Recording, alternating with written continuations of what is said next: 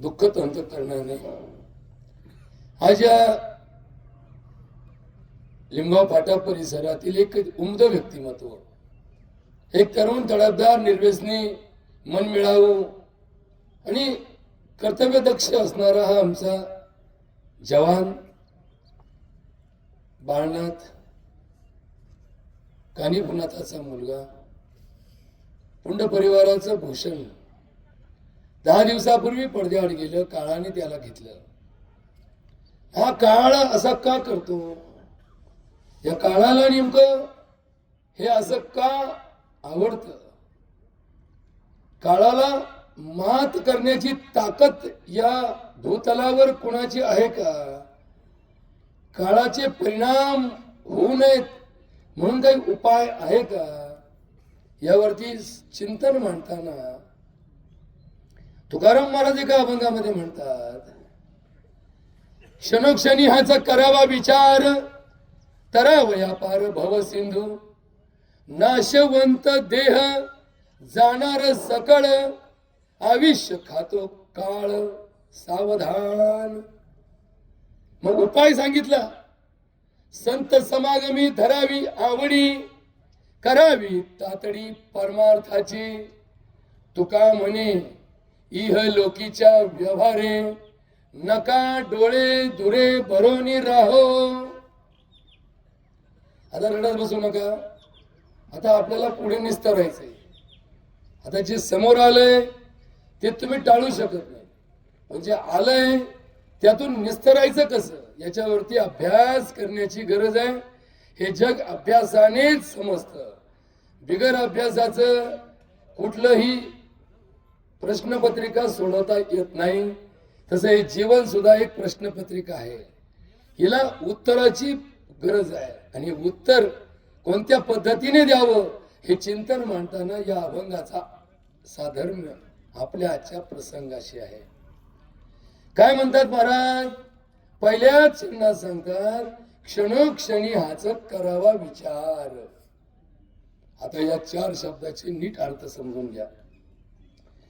या जगात ज्याला समजतं म्हणजे काय, ही शाळा शिकून थोडा बुद्धीने ज्ञानाने अनुभवाने मोठा झाला, परीक्षा देऊन पास झाला, थोडक्यात काय मॅट्रिक पास झाला. मॅट्रिक पर्यंत माणसाची बुद्धी उड असते. माणसाला अनुकरणाची सवय असते. मॅट्रिक ही अशी वयाची अवस्था आहे की माणूस स्वतःची बुद्धी वापरायला सुरुवात करतो. माणूस स्वतः काहीतरी निर्णय घेण्याच्या क्षमतेचा असतो. तिथून पुढे माणसाला निर्णायक शक्ती प्राप्त होते. म्हणून ज्याला वयाचं 16 वर्ष वय पूर्ण करता आलं, बघा बरं का, शेवटी 4थीचा मुलगा चुकला तर अज्ञान त्याचं कारण असतं. पण 16 वर्षाचा एखादा मुलगा मुलगी चुकीच्या मार्गाने चालला तर आपण त्याला म्हणताना काय म्हणतो, 16 वर्षाची घोडमी झाली, तुला अक्कल नाही का? म्हणजे अक्कल कधी येते? अक्कल तेव्हा येते जेव्हा त्याचं वय परिवर्तन होतं. बाल्य अवस्था, तारुण्य अवस्था आणि वृद्धापावस्था, या 3 अवस्था कोणाला चुकल्या का? नाही. भगवद्गीतेमध्ये भगवान कृष्ण सांगतात, अस्मिन यथा देहे कौमारम यवनम जरा तथा देहांतर प्राप्ती धीरहा तत्र न मुह्यंती. ते धीरदार माणसं आहेत ना, ते हे चक्र जाणत असतात की बालपण, तरुणपण आणि म्हातारपण कोणाला चुकलं नाही. फक्त वावरात पेरलेल्या ज्वारीतलं काही ताटप लहानपणीच मोडून पडले म्हणजे आपण ज्वारी पेरल्यानंतर कोळपा हाकायच्या टायमाला त्यातले 2-4 ढोम पडून पडतात. म्हणजे आपण रडत बसतो का, अहो एवढी चांगली ज्वारी होती आणि 4 ढोम निघाले राव आहे. ते काय परत उपटून दुसरीकडे लावता येतात का? नाही. ते काय कांदा आहे का? कांदा असा आहे, त्याला कधीही पुढे बरं उखंड्यावर फेकून दिलेला आणला तरी त्याला कोण फुटवतो. म्हणून तर कांदा आपल्या धर्मात निषिद्ध सांगितलेला आहे. या धर्मात पवित्र काय की ज्याची पुनरुत्ती परत होत नाही ते पवित्र आहे. आता हे थोडं जरा अवघड शास्त्र आहे बरं का, अवघड शास्त्र. मी काय म्हणतो ते की मनुष्य गेल्यानंतर तो गेला, याच्यात बदल नाही. मृत्यू हा शाश्वत आहे, मृत्यू हे सत्य आहे, मृत्यू हा अपरिवर्तनीय आहे. पण मृत्यू हा एका क्षणाचा खेळ आहे, पाण्याच्या बुडबुड्यासारखा. मृत्यू हा क्षणाच्या आत येतो. या वाक्याला थोडा शास्त्राचा आधार देण्याची गरज आहे. आता इथं थोडा अभ्यास करा बरं का. ज्या बाळनाथाचा मृत्यू तरुणपणी आला तो चिरतरुण झाला. काय झाला? चिरतरुण झाला. कारण मृत्यू हा बंद पडलेल्या श्वासापासून तर 10व्या पर्यंत चालू असतो. आता हे वाक्य जरा समजून घ्या बरं का, तुम्हाला अजून कळणार नाही वाक्य. मृत्यू कधी चालू होतो? ज्या क्षणी श्वास बंद पडला त्या क्षणी मृत्यू चालू झाला. आणि मृत्यू संपला कधी? ज्या क्षणी काकस्पर्श झाला त्या क्षणी मृत्यू संपला. तुम्ही बोला असं कसं काय राव? आम्ही तर लिहिली मृत्यूची तारीख वेळ आमच्याकडे लिहून ठेवलंय. बामणाकडे गेलतो, बामणाने सांगितलं की हा मुहूर्त असा होता, या मुहूर्ताला मृत्यू झाला. आता थोडं शास्त्र जाणा, थोडा शास्त्राचा विज्ञानाचा संदर्भ लावा.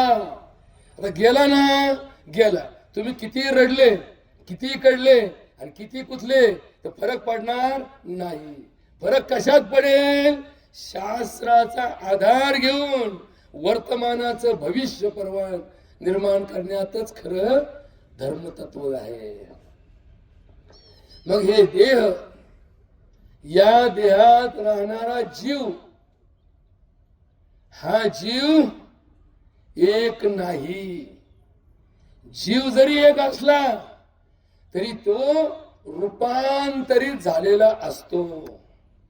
आता एक दृष्टांत सांगतो बरं का. दृष्टांत, तुमच्या घरात लाईटचं कनेक्शन घेतलं, एका ठिकाणी त्या लाईट वरती ट्यूब चालू आहे, एका ठिकाणी त्या लाईट वरती माईक चालू आहे, एका ठिकाणी त्या लाईट वरती पंखा चालू आहे, एका ठिकाणी लाईट वरती शेगडी चालू आहे, एका ठिकाणी त्या लाईट वरती कूलर चालू आहे.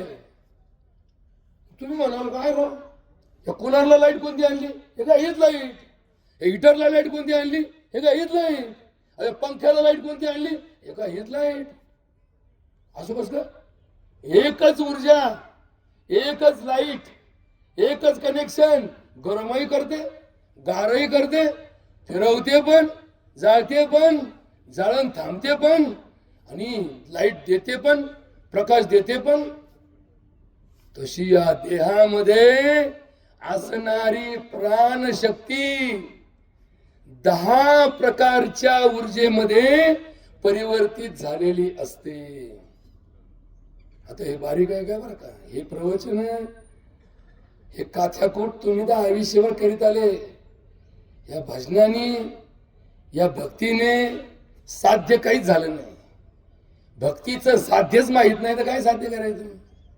भक्तीचं साध्यच माहित नाही. एखाद्या शेतकऱ्याने वावरात दरवर्षी नुसत्या पाळ्याच घातल्या, त्याला उत्पन्न होईल का? नाही. त्याला काय करावं लागेल? पेरावं लागेल ना. योग शेतकरी मला मी लई मेहनत केली राव, काहीच उत्पन्न नाही, काहीच उत्पन्न नाही. काल पाळी घातली, आज पाळी घातली, उद्या पाळी घातली, परवा पाळी घातली. अरे पण तुझ्या बापाने शिकवलं का पाळ्या घातून उत्पन्न होतं? बी कुठं? बी पेरलं का? त्याला माती आड केलं का? त्याला पाणी दिलं का? बाबांनो, भक्ती मार्गात टाळ कुटणे, भक्ती करणे, भगवंताचं भजन करणे म्हणजे पाळ्या घालणे. काय म्हणजे काय? पाळ्या घालणे. पाळ्या घालून भक्ती कधीच फलित होत नाही. पाळी घालून पेरल्यानंतर गबाळ उगू नये म्हणून त्याचा फायदा होतो, बाकी काही उपयोग नाही. तुम्ही जे भजन करता, तुम्ही जी भक्ती करता, तुम्ही जे दिंड्या काढिता, तुम्ही जे भगवंताचं भजन करता, तुम्ही जे भगवंतासाठी आपलं नतमस्तक होऊन तास 2 तास आदबता, ही फक्त काय आहे? ही फक्त पाळी आहे. या पाळ्या घालून काय शुद्ध होतं?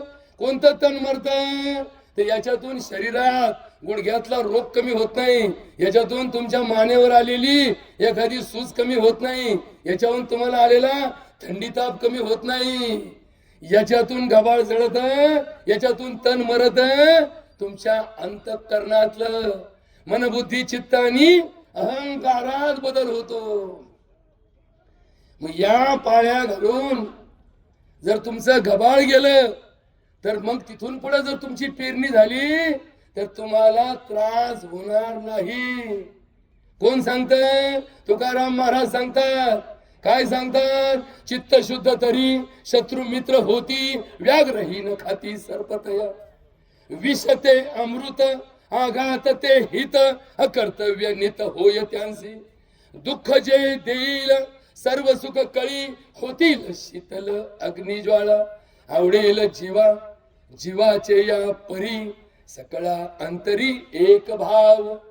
तुका म्हणे कृपा केली नारायणे, तुका म्हणे कृपा केली नारायणे, जाण जेते येणे अनुभवे.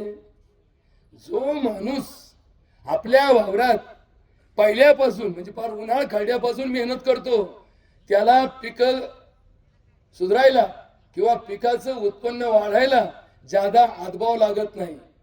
पण ज्यांनी रोटा मारून पेरलं ना, ज्यांनी मूग काढा रोटा मारून पेरलं ना, त्याच्या ज्वारीतला गबाळ ज्वारी निघूस तर जात नाही. तो म्हणलं लय आज आपलं पण गबाळ आहे ना, तेव्हा आपण धंदा शिकवला होता का असा की रात्रीतून वावर नीट करून दुसऱ्या दिवशी पेरायचं.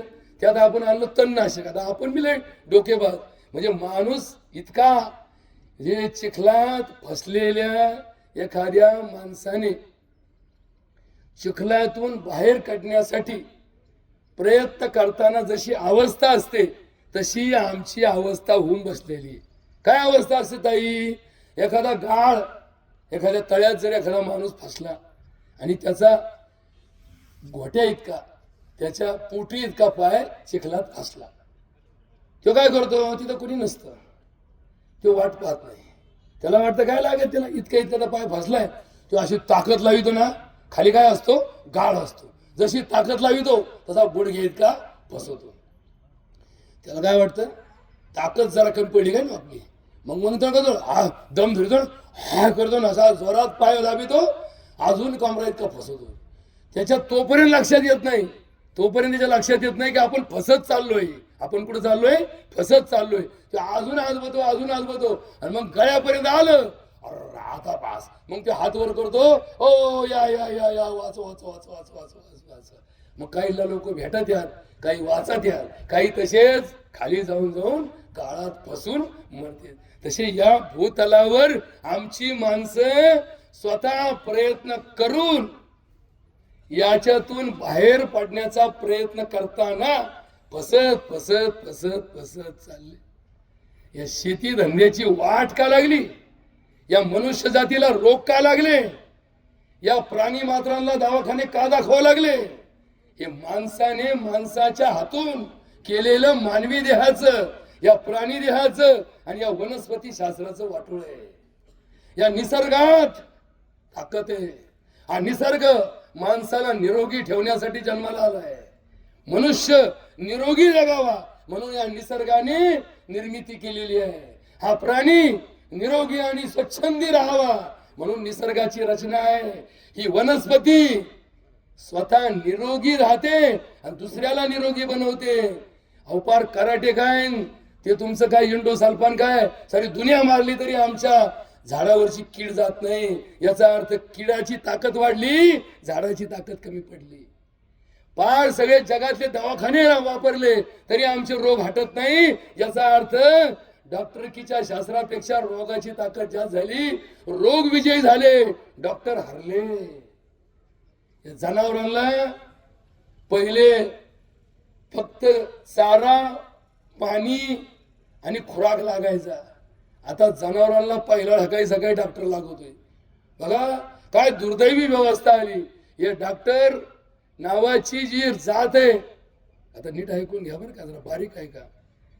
5000 वर्षापूर्वी, ऐकून घ्या बारीक सगळे, 5000 वर्षापूर्वी या जगात भीक मागणारी जात कोणती होती? डॉक्टर होती. डॉक्टर सकाळी जायचे, द्या ना खायला काय ते.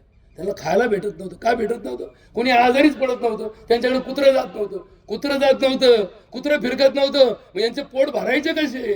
मग हे काय करायचे? दारोदार जायचे. कोणाचे गुडघे दुखत आहेत का?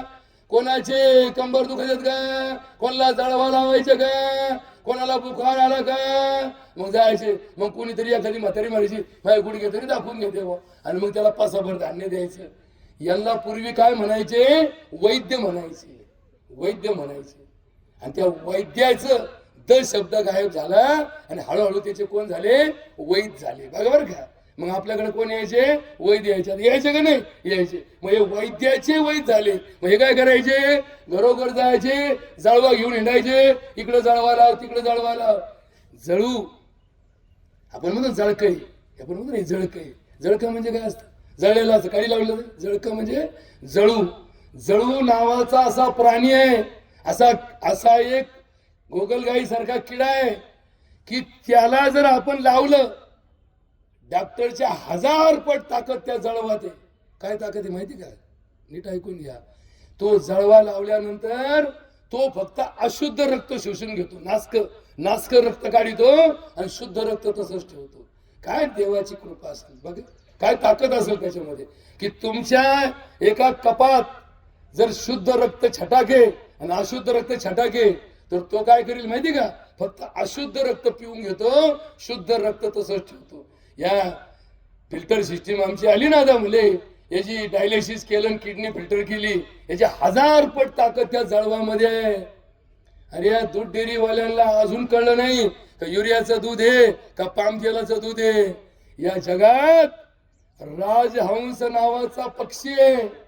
तुम्हाला माहिती असेल तर माहिती आहे, नसेल तर तुम्ही माझ्या संग चला, तुम्हाला मी राजहंस दाखवतो. राजहंस काय करतो? निरक्षीर न्याय करतो. कोणता न्याय करतो? निरक्षीर. निर म्हणजे पाणी, क्षीर म्हणजे दूध. जर तुम्ही एक तांब्याभर दुधात 1 ग्लास पाणी टाकलं तर तो काय करतो माहिती का?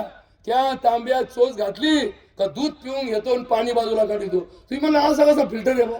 त्या दुधातलं पाणी बाजूला आम्हाला काढता नाही आलं अजून. त्यांनी कसं काढलं? ही भगवंताची लीला आहे. कोणाची लीला आहे? भगवंताची लीला आहे. या जगामध्ये असे पक्षी आहेत, असे प्राणी आहेत. अरे तुम्ही साखरेचा एक दाना वरती ठेवा, सकाळी उठल्यानंतर त्याला मुंग्या लागलेल्या असतील. यांना कुणी जीआर काढला?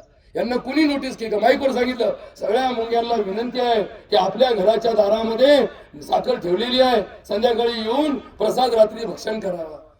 अरे तुमचा पाहुणा तुमच्या घरी वास्तुशांतीला लवकर पोहोचायचा नाही पत्ता लोकेशन टाकल्याशिवाय. पण तुम्ही जर कलश पूजा केली आणि तिथं गुळाचा खडा ठेवला, दुसऱ्या दिवशी सकाळी जाताना त्या अख्खा मुंग्याचा रांग लागलेली असेल. कशी लागली असेल? सगळ्यात तीक्ष्ण जर घ्राणेंद्रिय कुणाचं असेल तर या छोट्या छोट्या किड्यांचं असतं. हे वाघ आणि बछडे असतात ना, यांना काय कुणी लोकेशन टाकेत का की माझं बछडं कुठं आहे? अरे बिबटे, काही झालं घार उडते आकाशी, चित्त तिचे बाळापाशी. आता आकाश किती उंच आहे? त्या आकाशातून विमान खाली आलं तर माणसं गेले, पण ती घार कधी पडून पाहिली की घार पडली आणि घार पडून मेली? नाही. घार आकाशात इतकी उंच जाते. तुम्ही विमानात जर कधी बसलात तर विमान किती उंचीवर असतं? 1 किलोमीटर उंचीवर असतं. तितक्या उंचीवर पक्षी उडत असतो. आता हे चित्र तुम्ही कधी पाहिलं नसेल तर तुम्हाला चित्र दाखवेल का दिवशी. आता चुकून सुद्धा विमानात जात नका जाऊ, वाटाळा मोठा आहे. अहो हे सगळं नादुरुस्त आहे. माणसाने निर्माण केलेलं नश्वर आहे. जे ईश्वराने निर्माण केलं ते शाश्वत आहे. नश्वर आणि ईश्वर. म्हणून तर माऊली काय म्हणतात? ईश्वर निष्ठांची मांडी आली, अनावरत भूमंडळी भेटू तया भूता. ईश्वरनिष्ठ म्हणजे काय? ईश्वरनिष्ठ म्हणजे जे ईश्वराने निर्माण केलं ते कधीच नाश पावत नाही. मग तुम्ही म्हणाल अशी कोणती गोष्ट जगात आहे की ईश्वराने निर्माण केली की जी कधी नाश पावत नाही? 2 गोष्टी जगामध्ये आहेत की ज्या ईश्वरनिष्ठ आहेत. कोणत्या 2 गोष्टी? जीव आणि जगत. जीव आणि जगत. जीव कधीही नाश पावत नाही. नाही ना छिन्नती शस्त्राणी नाही न दहती पावका न चैन क्लेदेती आतो न शोषती मारुता. आता हे लय उच्च कोटीचे श्लोक वापरून बालवाडीच्या वर्गात एम ए झालेला शिकवायला आणला तर ते लोक म्हणतील येडे. त्याला कोण लागती? त्याला तीच लागती एक रे एकाचा क रे कमळाचा.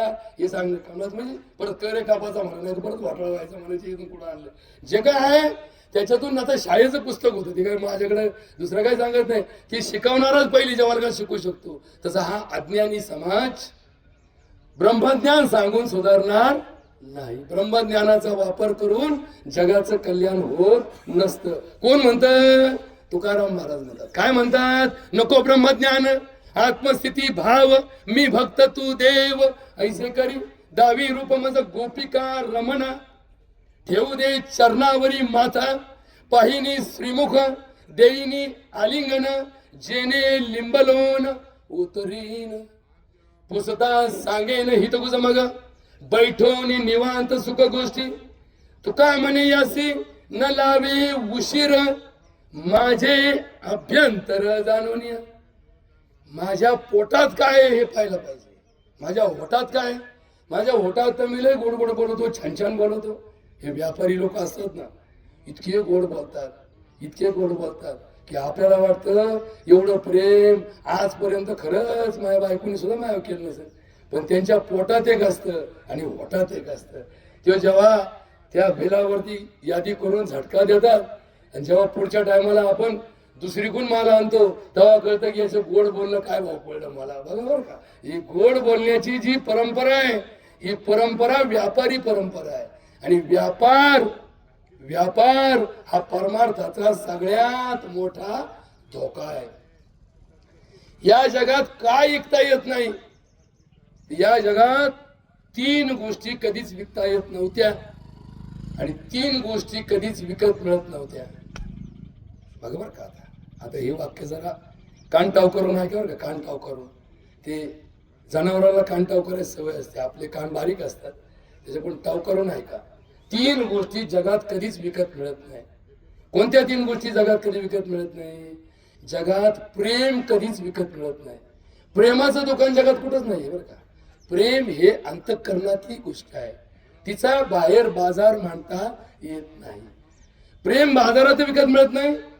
प्रेम विकता येत नाही. प्रेम विकलं असं कधी होत नाही. बाकी जगात तुम्हाला पैशाने सगळं मिळेल पण प्रेम जगात मिळणार नाही. अजून जगात काय मिळत नाही? अजून जगात वात्सल्य मिळत नाही. वात्सल्य. आता वात्सल्य म्हणजे काय? वात्सल्य म्हणजे ताना पाहिला की आईला पाना फुटतो. आता ताना पाहिला का आईला पाना फुटतो हे जगात कोणत्या दुकानात जाऊन दाखव बरं मला तुम्ही. की दुकानात गेले अहो हिला काय दूध फुटाना, हिला काहीतरी देता का? आमच्याकडे लोक येतात बरं का? आमच्याकडले लोक येतात. अहो हे बाळा 3 होऊन महिना झाला हिला दूधच फुटाना. मग आम्ही काय करतो? दूध यायचे औषध देतो. पण दूध यायचे औषध दिल्याने तिच्या स्तनात दूध वाढतं पण पाना फुटण्यासाठी तिचा ताना जोपर्यंत तिच्या जवळ नाही तोपर्यंत तिला पाना फुटत नाही. आता हा प्रयोग जगात बाजारात आणला गेला. कुणी आणला? या म्हशी सांभाळणाऱ्या लोकांनी आणला. काय आणला? म्हशीला टोनगं झालं. ते टोनगं सांभाळायचं काय सोपं आहे का? आता गावात एखादं टोनगं ठीक आहे भाऊ, आता त्याची गरज नाही. आता डॉक्टर लोकांनी सगळ्या सोयी करून ठेवल्यात. म्हशीला सुद्धा आता टोनग्याची गरज नाही. मग हे टोनगे काय करायचे? हे असेच भोत भरून ठेवायचे. मग हे भोत भरून ठेवून त्या म्हशी पुढे चाटायला द्यायचं. तर म्हैस आणि टोनगे यांची बुद्धी किती असते? गाय आणि म्हशीतला फरक काय? म्हशीला बुद्धी कमी असते, गाईला बुद्धी जास्त असते. गाई तल्लक असते, म्हैस तल्लक नसते. म्हणून तर आपण कोणाला नावं ठेवताना कोणच म्हणतो हे टोनग्याच म्हणतो. त्याच्यापेक्षा जरा बरी बुद्धी असेल तर बाईला म्हणतो, कारण बाईला टोनग्यापेक्षा बरी बुद्धी असते. बरोबर का? आता हे थोडे शब्द नीट समजून घ्या. मग हा वात्सल्य भाव जगात विकत मिळत नाही. आणि अजून एक गोष्ट जगात विकत मिळत नाही की जी विकण्याचा प्रयत्न जगात चालू आहे ती म्हणजे जगात परमार्थ विकत मिळत नाही. तुम्ही 5 लाखाचा सप्ताह घातला म्हणून परमार्थ टिकला असं नाही. तुम्ही रुपये न खर्च करता सुद्धा परमार्थामध्ये उच्च प्रवास करू शकता. आणि तुम्ही कितीही खर्च केला म्हणून परमार्थात तुमची प्रगती होती असं नाही. आता हे जरा फोडून सांगावं लागेल. लोणचं घालायचं म्हणलं थोडी करावं लागतं. अख्ख्या कैऱ्या टाकून कोणाचं लोणचं झालं नाही. परमार्थ ही माणसाला वैराग्य जागी करणारी व्यवस्था आहे. वैराग्य. आणि हा संसार सौभाग्य जागा करणार आहे. काय? सौभाग्य जागा करणार आहे. या जगात वासना भरलेली आहे. काय भरलेली आहे? वासना भरलेली आहे. आणि वासनेवर विजय मिळवण्यासाठी परमार्थ निर्माण झाला. आता हे वाक्य पण समजायचं नाही तुम्हाला. जगात काय आहे? वासना आहे. हे जग वासना पूर्ण आहे. या जगातली प्रत्येक गोष्ट वासनेच्या अधीन आहे. वासना. जगातलं अन्न वासनाधीन आहे. जगातली हवा वासनाधीन आहे. जगातलं पाणी वासनाधीन आहे. ही जमीन वासनाधीन आहे. हे आकाश वासनाधीन आहे. पृथ्वी, आप, तेज, वायू आणि आकाश हे वासनाधीन तत्व आहे. याचा आकर्षणाची ताकद आहे. याला गती म्हणतात. आकर्षण गती म्हणतात. पाण्याला जलाकर्षण गती आहे. आकाशाला ऊर्ध्व गती आहे. जमिनीला अधोगती आहे. अधोगती आपण म्हणून नाही म्हणत का की जमिनीकडे काय आहे? गुरुत्वाकर्षण आहे. गुरुत्वाकर्षण. किती मोठी शक्ती गुरुत्वाकर्षणामध्ये की आकाशात उडालेलं विमान इंधन संपलं की ते कुणी लोटायची गरज नाही. ते आपोआप खाली पडतं. ही कोणाची ताकद आहे? या भूदेवाची ताकद आहे. जमिनीची ताकद आहे. आकर्षण आहे. म्हणून या वासनेवर विजय मिळवण्यासाठी त्या नश्वर जगातून त्या ईश्वराला भजण्याची परंपरा ही शाश्वत परंपरा तो वैराग्याचा मार्ग आहे. वैराग्य.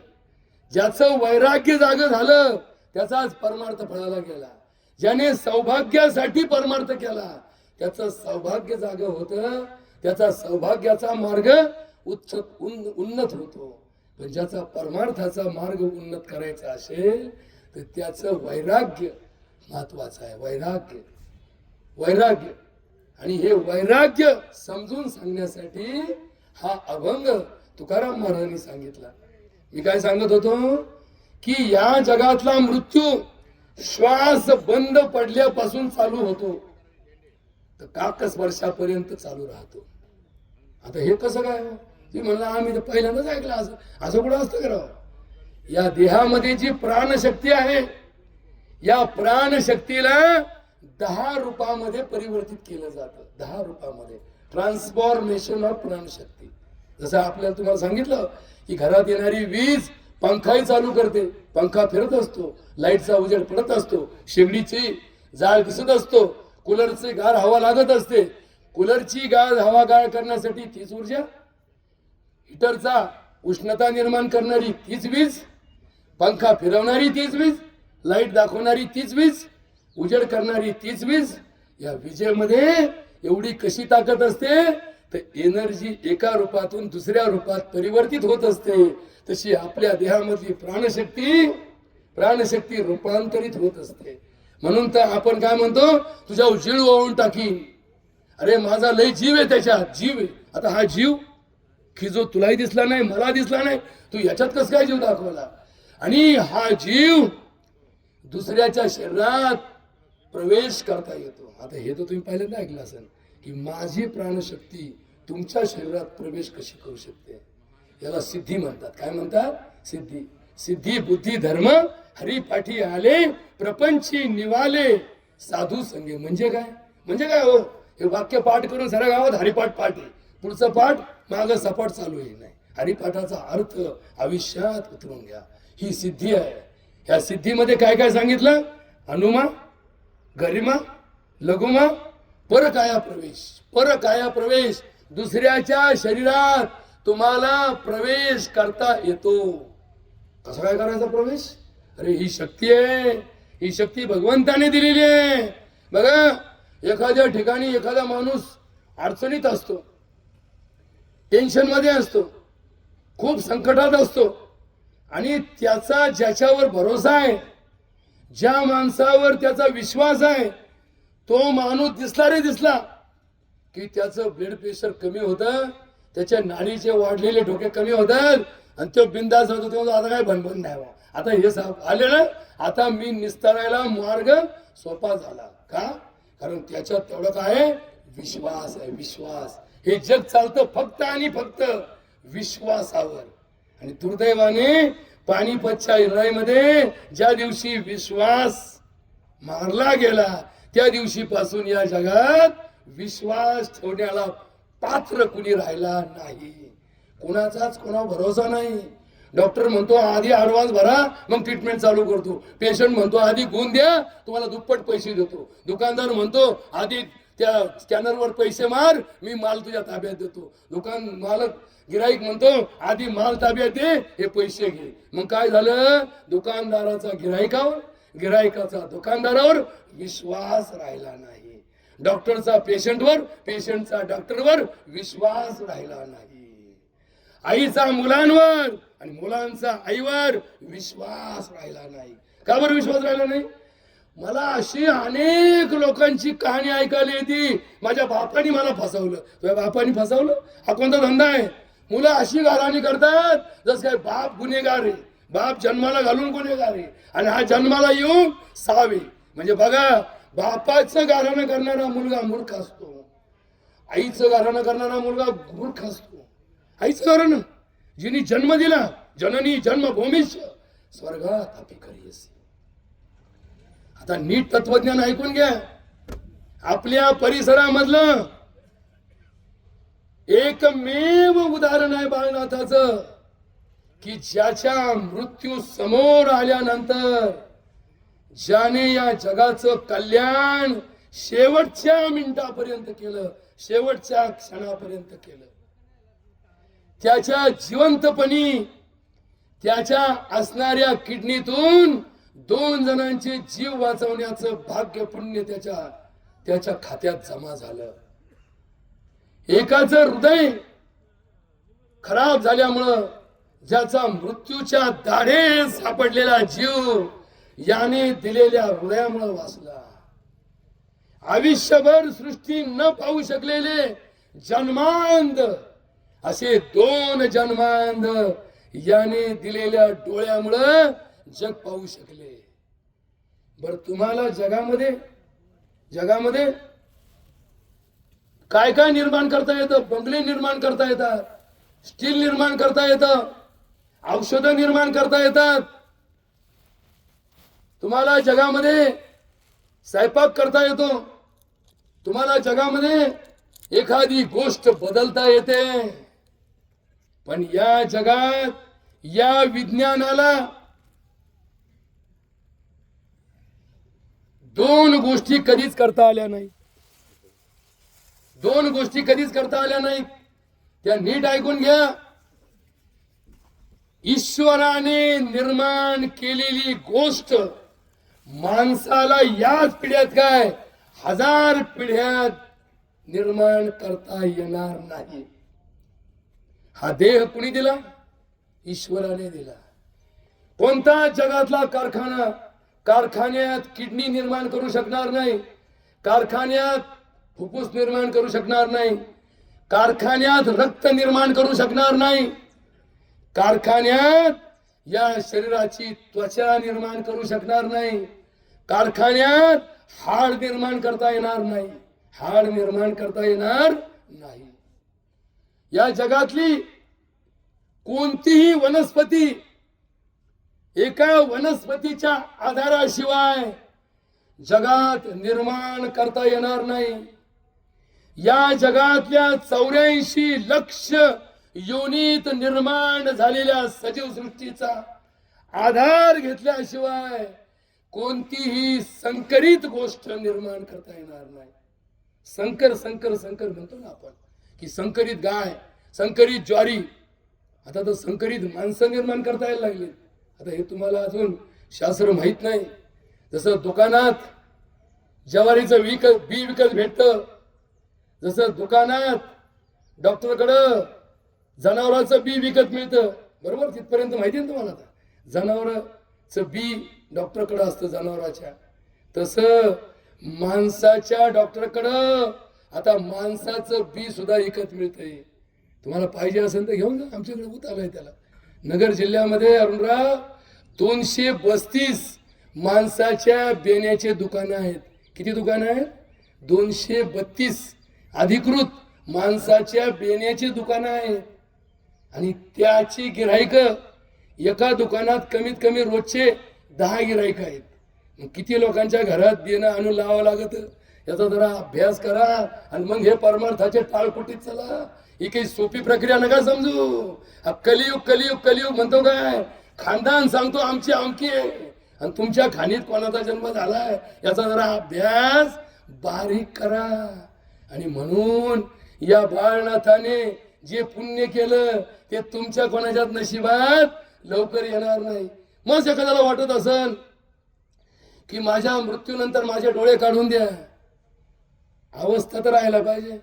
आता हे आमच्या राज्याचं एक तडफदार व्यक्तिमत्व काल एका क्षणात गेलं. काय राहिलं?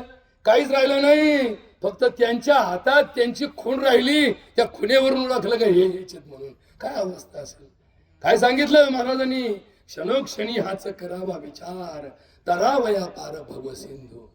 हा भवसागर पार करून जाताना तुम्हाला जर टाइम दिला की 3 तासात समुद्र पार करून जा, 2 तासात एवढा अंतर काटा, तर तुम्ही 2 तासात काटू शकता. पण ते 2 तास तुम्हाला मिळाले याची काय शाश्वती आहे? तुम्ही उद्या जिवंत राहाल याची काय शाश्वती आहे? म्हणून जीवनाची तुलना कशाशी केली जाते? जीवनाची तुलना खेळाशी केली जाते. कशाशी केली जाते? खेळाशी केली जाते. काय केली जाते खेळाशी? की हा जीवनाचा प्रवास एखाद्या खेळासारखा आहे. कोणत्या खेळासारखा? क्रिकेटच्या खेळासारखा. क्रिकेटचा खेळ कसा असतो? कोण कधी कसा आउट होईल आणि कोण कोणाला कधी कुठे जीवदान मिळेल. एखाद्या माणसाचा कॅच उडतो बरं का, कॅच उडल्यानंतर खाली 4 फिल्डर असतात. लोक म्हणतात याला गेला आता गेला आता गेला आता, आणि ते नेमका चौघाच्या मध्ये बॉल पडतो आणि चौघाच्या हातून कॅच सुटतो, त्याला जीवदान मिळतं. अशा जगामध्ये कितीतरी जीव आहेत की लोक म्हणले आता काही खरं नाही, आता 100% गेला, आणि ते लोक पुन्हा येऊन बसले. आणि कित्येक लोक म्हणले आता काय भ्याव नाही, आता काय भ्याव नाही, आता काय भ्याव नाही, आणि लगेच निरोप आला, गेले. बरं का? म्हणजे बघा, या दुनियेमध्ये थांबा याला वेळ कुणाला? हे जीवन म्हणजे क्रिकेट राजा, हुकला तो संपला, हुकला तो संपला. तुम्ही हुकायचं नसतं, हुकला की संपला. कारण हुकल्याच्या पाठीमाग काय असतं? समजा एखादा चेंडू एखाद्या बॉलरने टाकला, त्यांनी फक्त एकच काम केलं, स्टंप धरून बॉल टाकत गेला, स्टंप धरून बॉल टाकत गेला. बॅट्समन इतका हुशार होता की प्रत्येक बॉल टोलीत गेला, पण चुकून त्याचा एक बॉल बॅटवर लागायचा, हुकला, संपला संपला. आलं म्हणले काय चूक केली? फक्त एक बॉल हुकला, हुकला तो संपला. तसा या जीवनाचा प्रवास सुद्धा एकदा हुकला की चुकला की तुमचं नशीब तुम्हाला वाचू शकतं. जसा तो चेंडू हवेत उडल्यानंतर 4 फिल्डरच्या मध्ये सुद्धा कॅच सुटला गेला आणि तरी त्याला जीवदान मिळालं, तसा हा जीवदानाचा व्यापार भगवंताच्या हातात आहे. जीवदान देणं आणि जीव नेणं हे भगवंताची लीला आहे.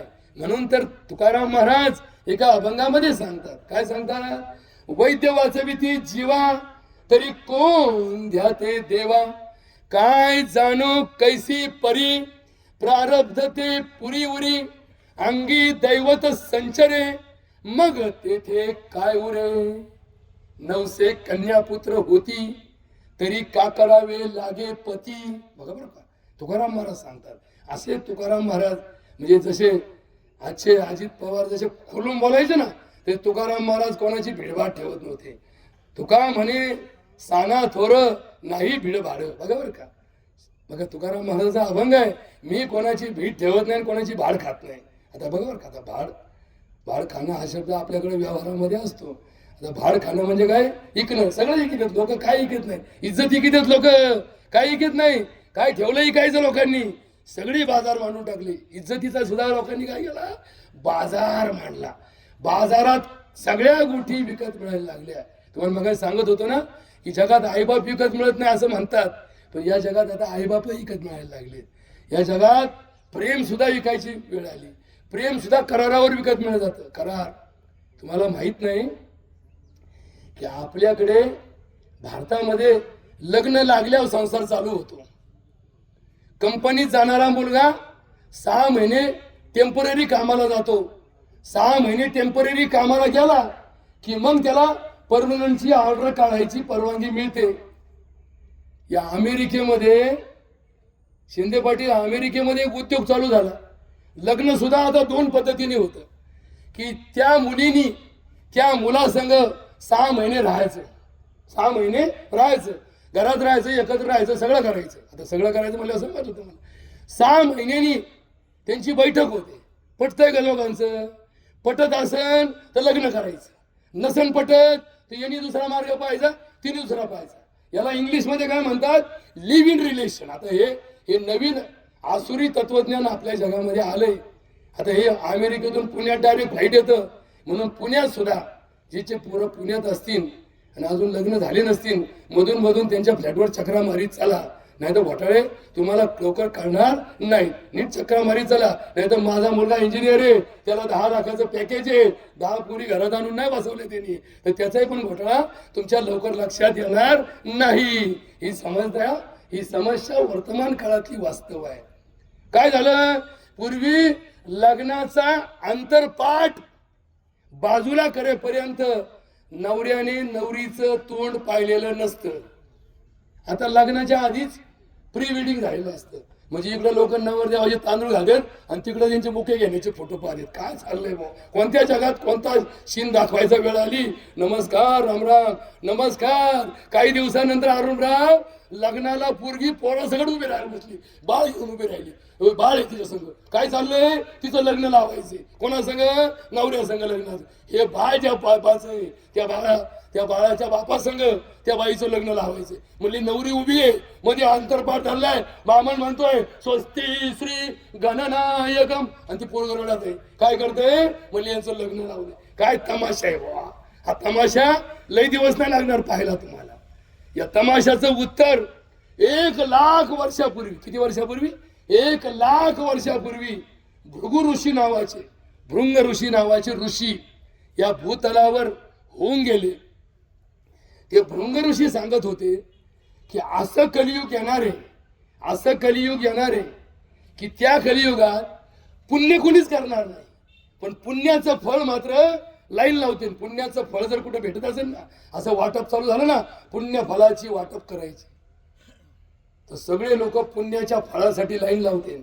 पुण्य कुणीच करणार नाही, पाप सगळेच करतील, पण पापाच्या यादीत, पापी लोकांच्या यादीत आपलं नाव लागणार नाही याची पुरेपूर काळजी घेतील. बघा बरं का, आता हे वाक्य जाची घे बरं का, तुम्हाला मला सगळ्यांना जाची नाही वाक्य. पण आता काय असतं, सत्य नेहमी कसं असतं? कडू असतं. सत्य गोड कोणी ऐकलं का कधी? सत्य गोड ऐकलं का? गोड सत्य कुठंच नसतं. सत्य नेहमी कुठेही गेले तर कसं असतं? कडूच असतं. औषध कुठेही गेले तर कडूच असतं. दारू कोणत्याही कंपनीची पिली तरी कशी असते? कडूच असते. बरोबर का? ताई मी नाही पिली, पण सांगत तुम्हाला, मला ती पुस्तकात वाचायला भेटलं, पण ती कडूच असते. का बरं कडू असते? कारण कडू हा शब्द सत्यवाचक आहे. कसा आहे? सत्यवाचक आहे. आता तुम्हाला अजून एक सांगतो, या जिभेवरती किती प्रकारचे चव असतात? 6 प्रकारच्या चव असतात. आपल्याला किती प्रकारच्या चव लागतात? हे तुरट लागलं, हे खारट लागलं, हे आंबट लागलं, हे कडू लागलं, हे गोड लागलं, पण या जिभेवर तिखट नावाची चव घेण्याची प्रणाली नाही. या जिभेला तिखट कळत नाही. आता बघा बरं का, आता हे तुम्हाला पहिल्यांदा ऐकायला भेटलं असेल ना. फक्त तुम्हाला सांगतो, मी उदाहरण सांगतो. एखाद्या माणसाला साप चावला, बाई साप चावला, दवाखाने नव्हते किंवा दवाखाने असू द्या, घरी गेल्यानंतर काय परीक्षा घेतली जायची त्याची? काय परीक्षा घेतली जायची? त्याला काय खायला द्यायची? मिरची खायला द्यायची. जर त्याला मिरची तिखट लागली नाही, काय लागली नाही? तिखट लागली नाही, याला घेऊन जा म्हणायची. याला नक्की पान लागलं म्हणे. आता मिरचीचा त्या चावलेल्या सापाशी काय संबंध असतो बरोबर का? बरोबर का? आता थोडं लक्षात घ्या. ही परीक्षा सोपी नसते महाराज. ज्या अर्थी मिरची लावून खाल्ल्यानंतर मिरची तिखट लागली नाही, या एका छोट्याशा फुकटच्या परीक्षेवर साप चावल्याचं लक्षण दिसत असेल आणि ही पिढ्यानपिढ्या चालत आलेली परंपरा असेल तर नक्कीच याच्यात तथ्य आहे महाराज. अहो MRI काढून मी लोकांना आजार सापडला ना, आम्हाला स्कॅन करून पण सापडला ना, रक्ताच्या 10,000च्या तपासण्या करून पण सापडला ना. आणि आमचे जुने वैद्य नाडी पाहून सांगायचे तुला अटॅक आला, नाडी पाहून सांगायचे तुझ्या अंगात शुगर जास्त आहे. आता यांना नाड्या समजल्या, आमच्या नाड्या सुटायची वेळ आली, पैसे ठेवून ठेवून आमचे खिसे फाटायची वेळ आली, तरी आम्हाला रोग सापडा ना. याचा अर्थ कुठेतरी चुकतंय बरं का? याचा अर्थ कुठेतरी चुकतंय.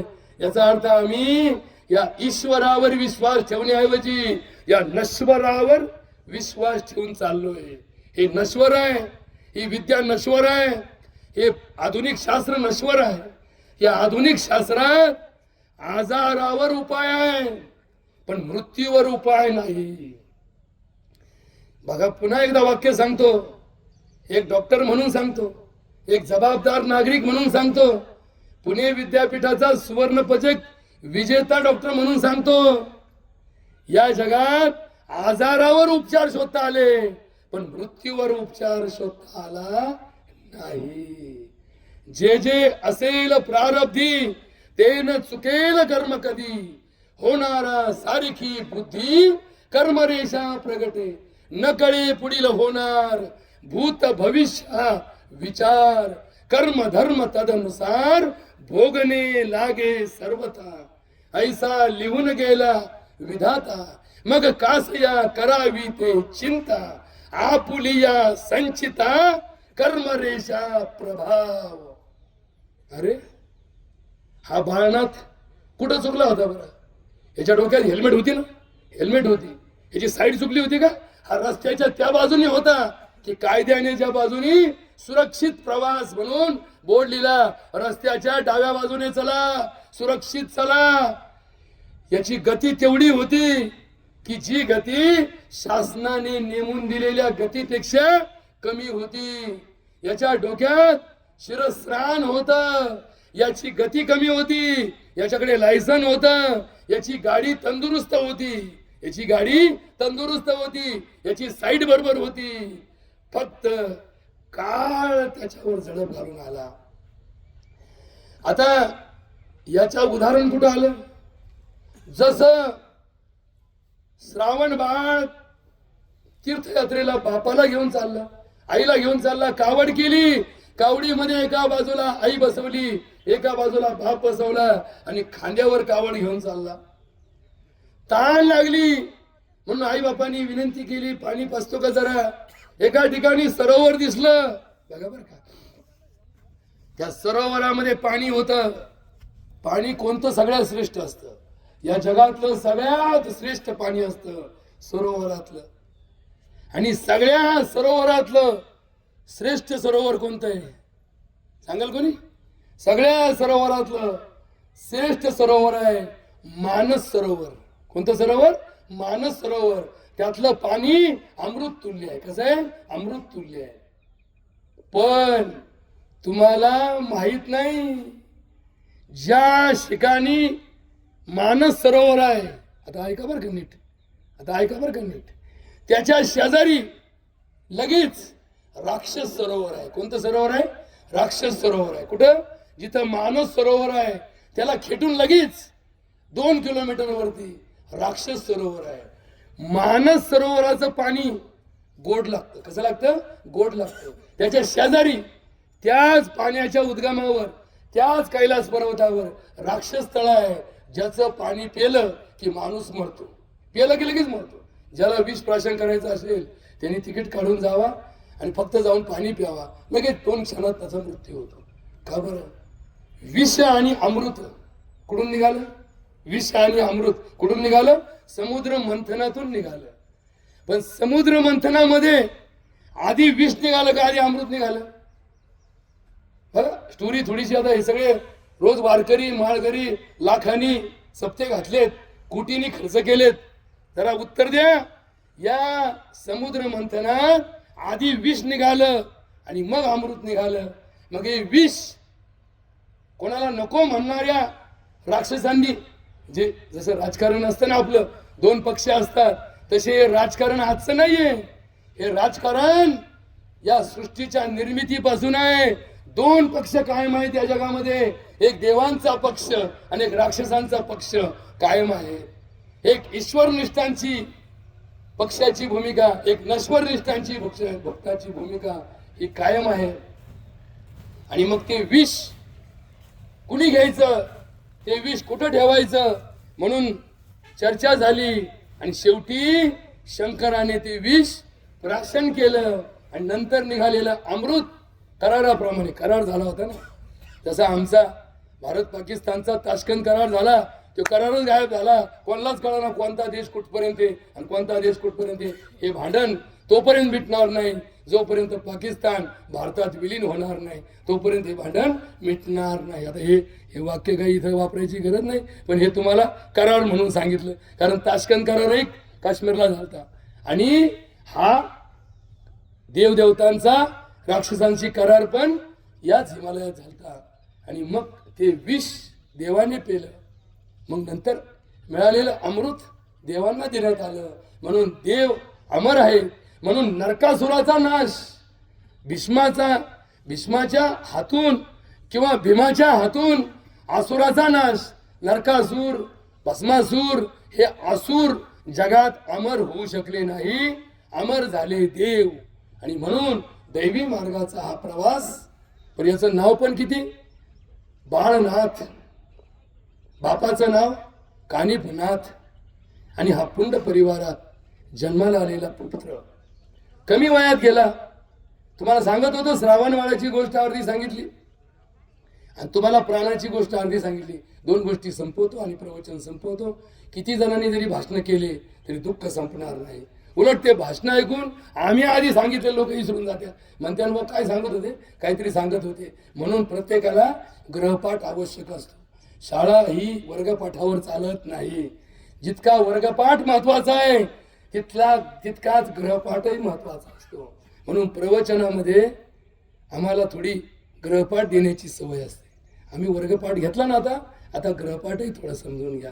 काय सांगत होतो?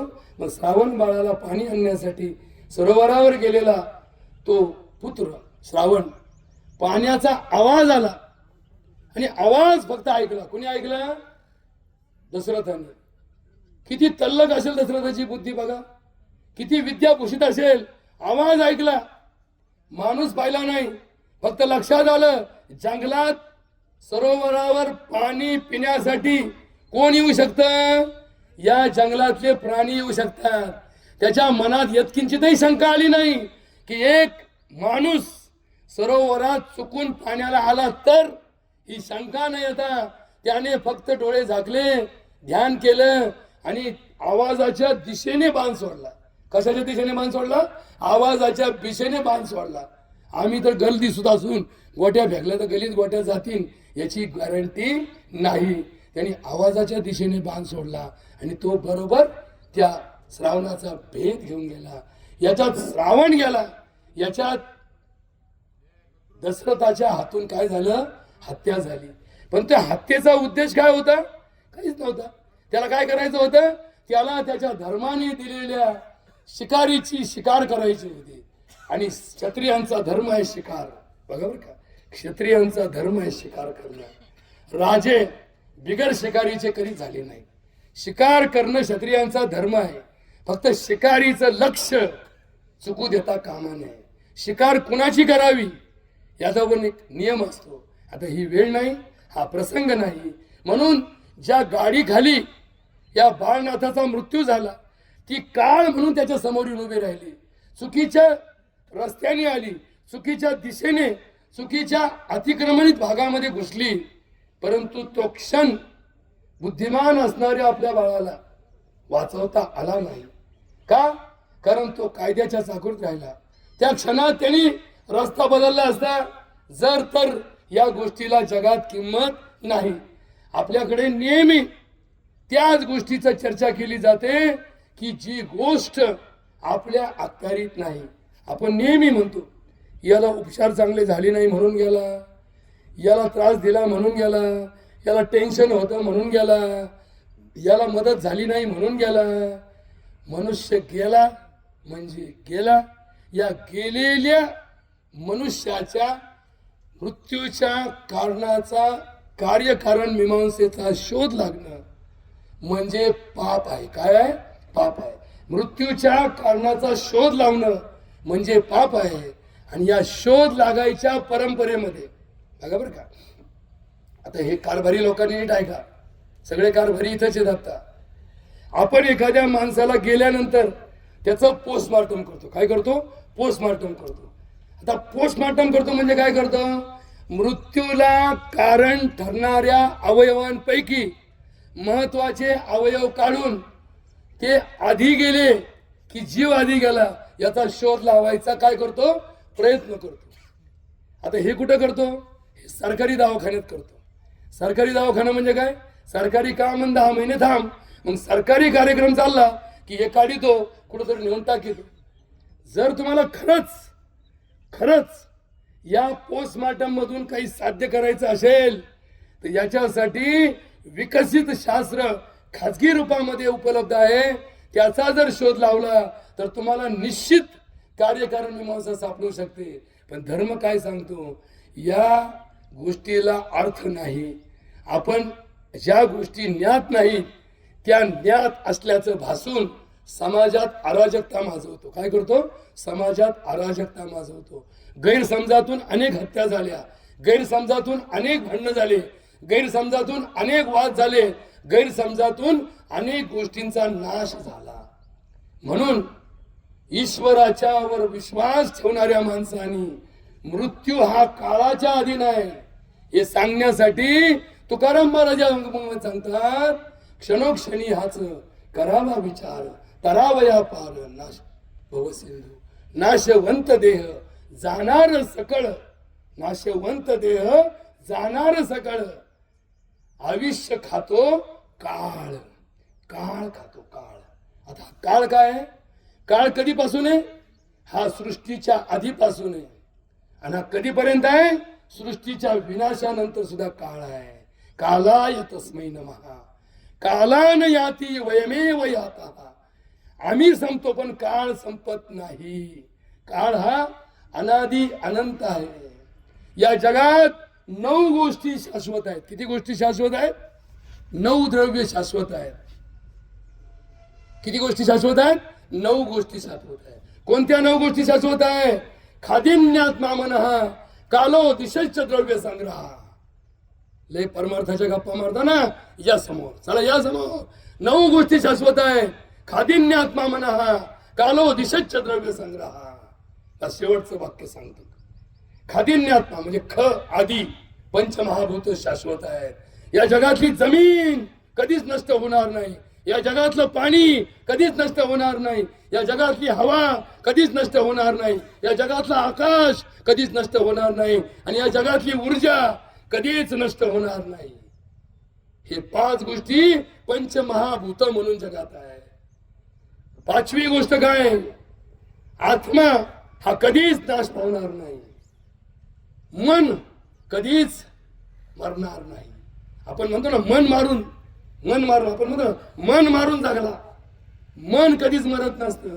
मन हे कोणाबरोबर जातं? ज्या व्यक्तीचा आत्मा गेला त्याच्याबरोबर त्याचं काय जातं? मन जात असतं. म्हणून तर आपण पेताड मेला तर त्याच्या दाव्याला क्वार्टर आणून ठेवतो. म्हणतो त्याला क्वार्टर ठेवले लगेच कावळा शिवला. का? त्याचं मन त्याच्याबरोबर गेलेलं असतं. एखादा वारकरी गेला तर आपण तिथं पांडुरंगाची भक्ती करतो. का? कारण त्याला ती आवडत असते. ज्याला जे प्रिय आहे ते त्याच्यापाशी आणलं की कावळा शिवतो. अशी आपली व्यवस्था आहे. बिड्या पिणाऱ्या माणसाच्या दाव्याला बामणाजवळ बिडीचा कट्टल दिला जातो. बामणाला वडायसाठी नाही दिला जात. त्याला तू ठेव बरं का, त्याशिवाय काय कावळा शिवायचा नाही. याचा काय अर्थ होतो? मन कधी मरत नाही. आणि 7वी गोष्ट, 8वी गोष्ट, 5 आणि 2 7, 8वी गोष्ट कधी मरत नाही ती म्हणजे काळ. काळ कधीच मरत नाही. काळ हा अमर आहे. आणि 9वी गोष्ट कधी संपत नाही ती म्हणजे दिशा. दिशा दिशा संपली की काय होतं? दशा होते. काय होतं? दशा होते. दशा, अवदशा आपण म्हणतो ना, अवदशा, दशा. दिशा कधी संपत नाही. कसं आहे उत्तर आहे? नाना भाऊ, इकडे पूर्व दिशा आहे ना, इकडे जा, आणि ज्या क्षणाला दिशा संपल मला फोन करा.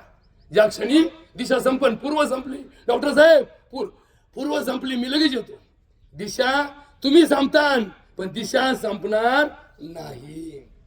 आता शेवटी महत्वाची गोष्ट की जी बाळनाथाने केली तेवढी सांगतो की लगेच कावळा शिवण. काय गोष्ट सांगतो? की माणूस मेल्यानंतर त्याच्या शरीरात त्याचा जीव शिल्लक असतो. किती प्रकारचे प्राण आहेत? 10 प्रकारचे प्राण आहेत.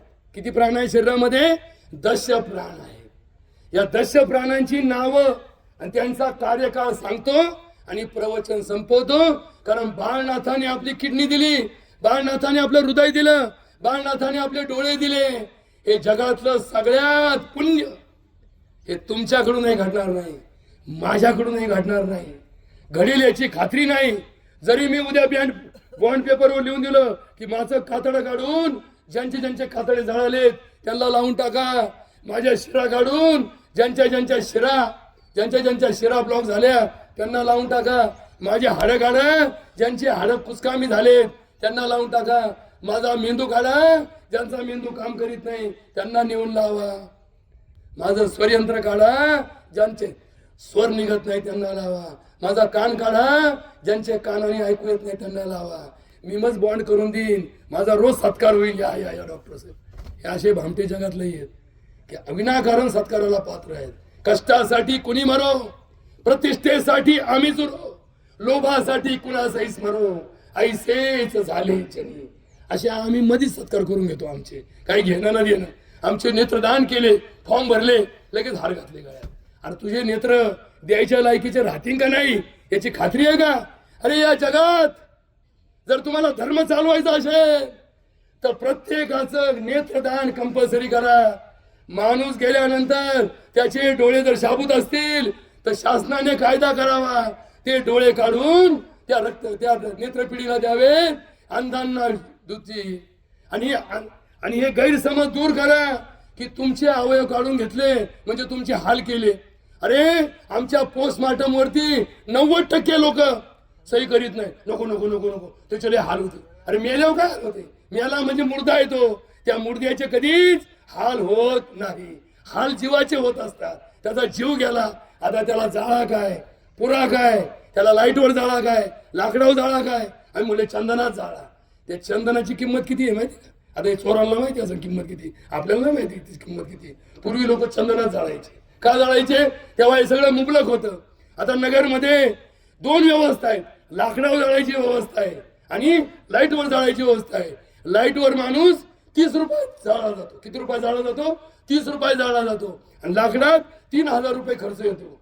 तुम्हाला कोणी सांगितलं? कोणत्या बाबड्याने सांगितलं तुम्हाला की लाईटवर जाळला म्हणजे माणसाचं पुण्य आणि माणसाला मोक्ष मिळत नाही?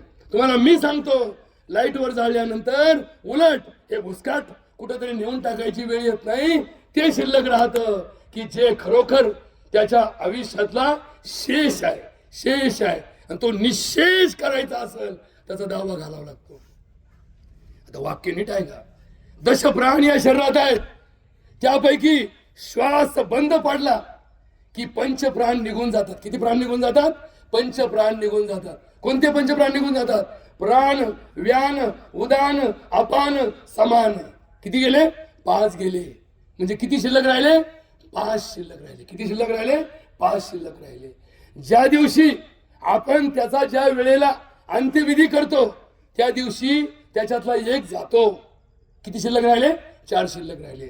ज्या दिवशी आपण त्याला सावरतो त्या दिवशी 7वा निघून जातो. ज्या दिवशी त्याचा 9वा दिवस येतो त्या दिवशी त्याचे 2 निघून जातात. किती शिल्लक राहिले? 1 शिल्लक राहिला. ज्या दिवशी काकस्पर्श होतो त्या दिवशी त्याचा एक निघून जाता. मग तुम्ही म्हणाल अहो काय लबाड्या करता, 5 नावं सांगितले, प्राण व्यान उदान अपान समान, आणि या 5 लोकांचे फक्त नंबर सांगितले. काय पामची चेष्टा करता? नाही, यांना काय म्हणतात? पंच उपप्राण म्हणतात. आणि हे 10व्या पर्यंत असतात. काय नाव? नाग, कुर्म, कुंकल, देवदत्त आणि धनंजय. काय नाव? नाग, कुर्म, कुंकल, देवदत्त आणि धनंजय. आणि हा धनंजय नावाचा प्राण 10व्याच्या दिवशी निघून जातो. आता तुम्ही म्हणा कावळा शिवायचं महत्व आहे का? मी तुम्हाला शास्त्राचा अभ्यास करून वेद वाचून सांगतो, कावळ्याचा आणि माणसाचा काही संबंध नाही. फक्त इथे व्यवस्थेमध्ये